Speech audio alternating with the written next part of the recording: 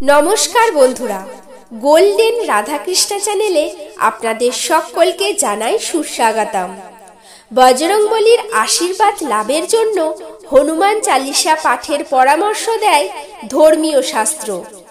এই চালিসা পাঠের বেশ কিছু নিয়ম ও উপকারিতা রয়েছে। কিভাবে হনুমান চালিসা পাঠ করবেন, কি এর উপকারিতা জেনে নিন। প্রতি বছর চৈত্র মাসের শুক্লপক্ষের পূর্ণিমা তিথিতে হনুমান জয়ন্তী পালিত হয়। নিজের ভক্তদের সমস্ত সংকট নিমেষের মধ্যে দূর করতে পারেন বলে তার অপর নাম সংকটমোচন। এবার হনুমান চালিসা পাঠের উপকারিতা জেনে নিন। 1. মানসিক অশান্তি দূর হয়। শাস্ত্র মতে হনুমান চালিসা পাঠ করলে মানসিক শান্তি লাভ করা যায়। পাশাপাশি ব্যক্তির মন থেকে সমস্ত ধরনের ভয় দূর হয়। নেতিবাচক শক্তির প্রভাব দূর করে হনুমান চালিসা। 2. অসুস্থতা থেকে মুক্তি। দীর্ঘদিন ধরে রোগে আক্রান্ত থাকলে হনুমান চালিসা পাঠ করে সুফল পেতে পারেন।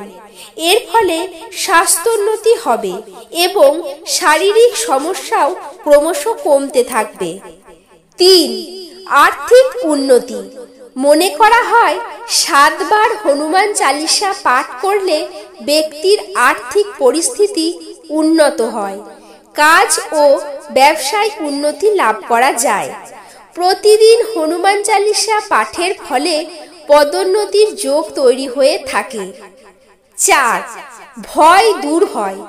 বজরংবলীর সামনে কোনো অশুভ শক্তি স্থায়ী হতে পারে না। হনুমান চালিসা পাঠ করলে ব্যক্তি বজরংবলীর আশীর্বাদ পায়। পাশাপাশি তাদের মধ্যে এক শক্তির সঞ্চার হয়, যার ফলে প্রতিটি ব্যক্তির মন থেকে সমস্ত ভয় মুছে যায়। 5. দুর্ঘটনা প্রতিরোধ করেন। এটি বিশ্বাস করা হয় যে কোনো যাত্রার যাওয়ার আগে হনুমান চালিসা পাঠ করলে ওই যাত্রার কোনো দুর্ঘটনা ঘটে না। কথিত আছে যে ভগবান হনুমান দুর্ঘটনা প্রতিরোধ করেন এবং আপনাকে নিরাপদ যাত্রার জন্য আশীর্বাদ করেন।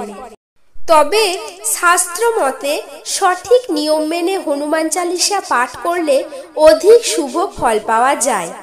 কোন কোন নিয়ম পালন করবেন জেনে নিন। হনুমান চালিসা পাঠ করার আগে স্নান করে স্বচ্ছ পোশাক ধারণ করুন। এরপর গঙ্গা জল দিয়ে বজরংবলীকে স্নান করান। হনুমান চালিসা পাঠের জন্য লাল রঙের আসন ব্যবহার করবেন। শনিবার বা মঙ্গলবার থেকে শুরু করে 40 দিন পর্যন্ত টানা হনুমান চালিসা পাঠ করবেন। এছাড়াও শনিবার ও মঙ্গলবার অবশ্যই মন্দিরে যাবেন। হনুমান চালিসা পাঠের সময়কালে তামসিক ভোজন ও মদ্যপান থেকে বিরত থাকুন।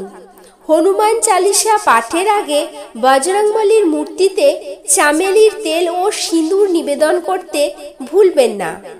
যারা হনুমান চালিসা পাঠ করবেন তারা সততার সঙ্গে নিজের জীবন কাটান।